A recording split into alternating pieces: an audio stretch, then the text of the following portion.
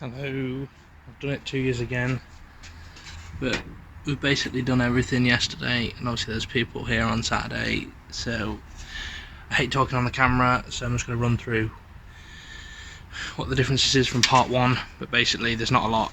It's this and that, so let's get talking. Let's explain.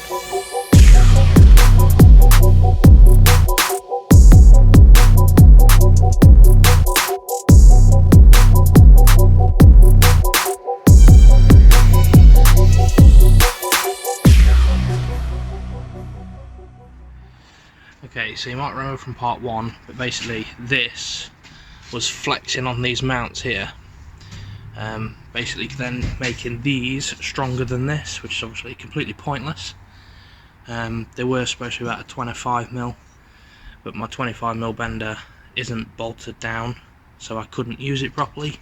So I've just used 38 just for a bit of practice. As you can tell, it's all nasty and not symmetrical and what have you, so yeah, so maybe in the future I'll spend a bit more time. This was literally more of a case of learning the process as opposed to making it all pretty and perfect. So I will do it at 25mm. I will make this a bit better because it's still not, don't get me wrong, it's absolutely solid now, like you can pick the car up off it, but yeah, obviously it's a learning process, isn't it? So okay, so these little supports, basically notched it onto this tube. I've cut out a oval shape that obviously fits the profile of the tube, drilled a hole in it, welded a nut to this side of that plate, and then welded the plate to the bar.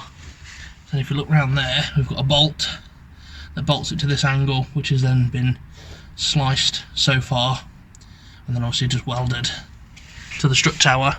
So that means that this bolt, those two bolts, plus those two there and that one up there, and then this structure will come off as well. So now I'm much happier with how sturdy it is. Again, if I was to do it another time, I would have had plates up here with a plate that come down here and a strut bar, and then instead of bolting it through this way, I would have put a tube that bolts in that way and then notched it. But yeah, it's all learning, it's all about experimenting, isn't it? So this will do for us for a minute. The only big bonus of welding those two bits of angle there is the actual strut top itself, and then like the side tower, there's a seam that runs literally straight through the middle of it, which is this seam here. So at least they're now welded together.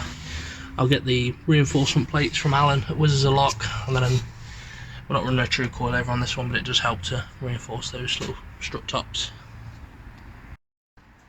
Just reiterating, you can see it a bit better on this one where I've welded the plate to the tube, and obviously just welded a nut on the inside like we said, just so it all bolts in.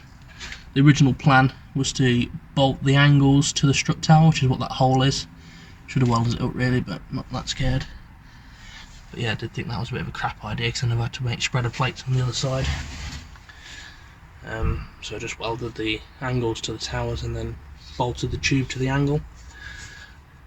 Spend a bit of time cleaning these up some, but just wanted to show you sort of the raw product of straight out the welder. If I was a better fabricator, it would look pretty and I wouldn't have to clean it up, but here we are. Another tube I'll probably add is I'll probably notch a tube that then bends down to just in line with the bottom of the diff and then come up here for a jacking bar. I'm now happy enough that it's sort of structure enough that I can jack off it.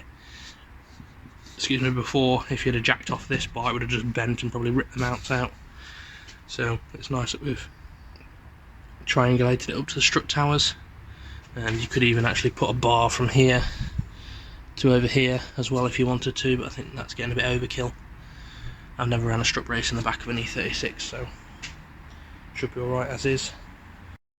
Just to give you a bit of view from the underside, obviously these bolts could do with trimming down some so they're a bit more sensible length, but it is literally as simple as you think it is.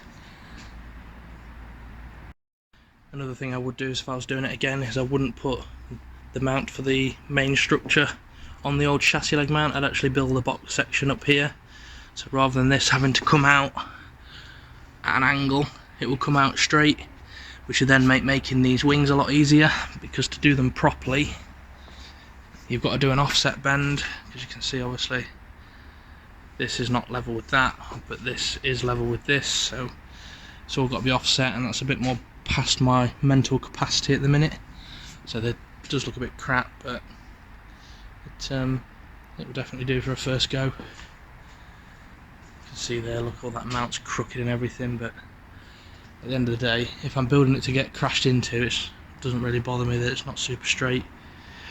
But yeah, if this come out the chassis leg straight, which it would if I was building it again, then this could be built straight as they are, but then they would be level. Or I could just learn to use offset bends, but we'll see. Be easy with 25mm, I think. You tweak it a lot easier. Obviously this isn't gonna, I'm not gonna bend this myself, so now you can see a little bit more of how I would just notch down to the diff and then up to the other side. Just as a bit of a jacking thing. I jack off the diff at the minute, which doesn't bother me. But yeah, probably leave this one here. Probably be super short, really boring, but gives you a little insight as to what we've done to make it a little bit stronger. Again, if I spent more time and it was a customer's car, it'd be a lot better than that. But yeah, I'll see you all later.